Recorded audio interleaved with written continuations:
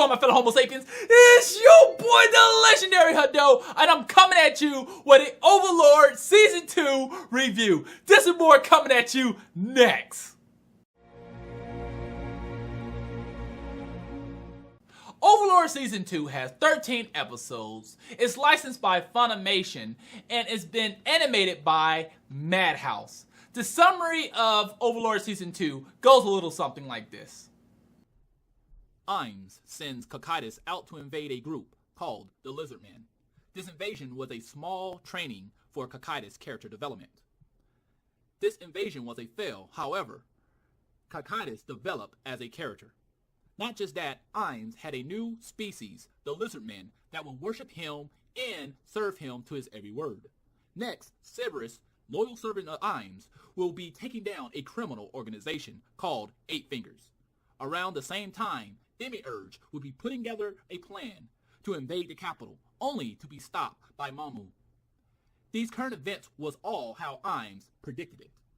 Now what I want to do here is focus on a few pros and cons, starting off with the pros. So first thing first, I felt like this series here was incredible. It was really good, but the violence and brutality of Season 2 was equal to or greater than Season 1, and I really like that. I really enjoyed that. The violence was more detailed and graphic in Season 2. For example, you have some of the sex slaves. They had like bruises and things of that nature. Not just that, you had this one scene where one of the Johns is in there just beating the crap out of one of the sex slaves. He's just really going in at it.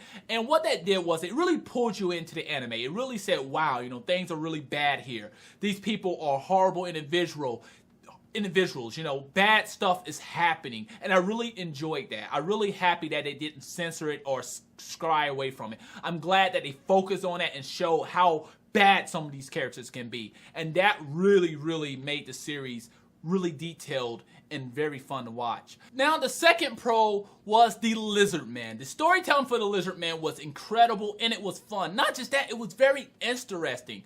I really love the parts where we focus on the Lizardmen because there are just so many different things about the different tribes of the Lizardmen and how they had bravery and how they came together and they were smart and this overall just really fun and enjoyable to watch. Not just that, when it became, once the war was coming and you were finding out that the Lizardman was getting ready to be wiped out, you're rooting for the Lizardman. Even once you find out that it's Imes' army themselves, you're still backing the Lizardman. I felt like they just did the Lizardman very well.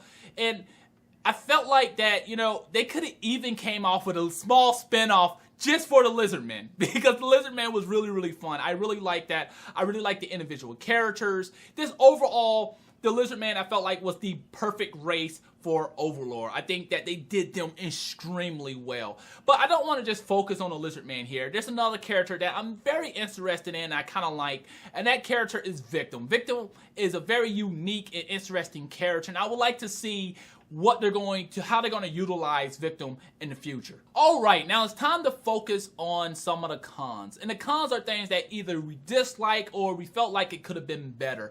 And with most anime that's really good, not just okay, but great, like Season 2 of Overlord, is that it was only 13 episodes, and it felt short. And not just that, in that small 13 episodes, we really just didn't get anywhere. We didn't do a lot of stuff. I mean, we had the Lizardman art, we had Cerberus going against Eight Fingers, and then we had Demiurge attacking the capital. There wasn't a lot of stuff, in my personal opinion, that happened that kind of progressed the story. Matter of fact, I felt like Season 2 actually opened up more questions about what's actually going on here. Now, the second biggest con is that we don't get a lot of Imes like we did in Season 1. Season 2 was more focused on the individual characters that worship Imes and their character development versus seeing Imes in action, where in Season 1 you had Imes actually on the battlefield with his true form fighting against people, and I really liked that. I liked seeing people coming in and like, oh, I'm godlike, and they go after Imes and Imes just swats them to the side, or they summon their god, their most powerful being, and Imes just sucks it up in a black hole. You know, it's like, is this all you have? You know, bow down to me and I'll give you a quick death. You know, that's something I really like about Imes, where in Season 2 Imes kind of took a backseat. yes, he was there, but he took more of a backseat, and he was kind of dictating things, you know, just kind of getting his individual characters to kind of go out and have more character development than anything else. Now, we do get Momo fighting against Demiurge in the end of the series, but it's not really like a serious fight. It's more of a kind of play fight and them kind of working together with a plan. So hopefully, if there's another season, you know, we'll get more of Imes actually in his true form fighting against people who believe that there are threats. You know, I'm not saying that they have to be more powerful than Imes, but I would like to see Imes do what he did in season 1, actually go against people and just swat them to the side. That's something I really like about the series overall. Now to kind of come to my conclusion overall. Season 2 was incredible. It was equal to or greater than season 1. I mean, I'm still kind of stuck in that area. Was it better than season 1 or was it just as good as season 1? And that's just good, period. Because coming into season 2, I had very high hopes and I was blown away. You know, I was very blown away with Overlord season 2. So I really enjoyed this. The animation was flawless, and that's not a surprise. It's animated by Madhouse. You know, they're a great studio, hands down.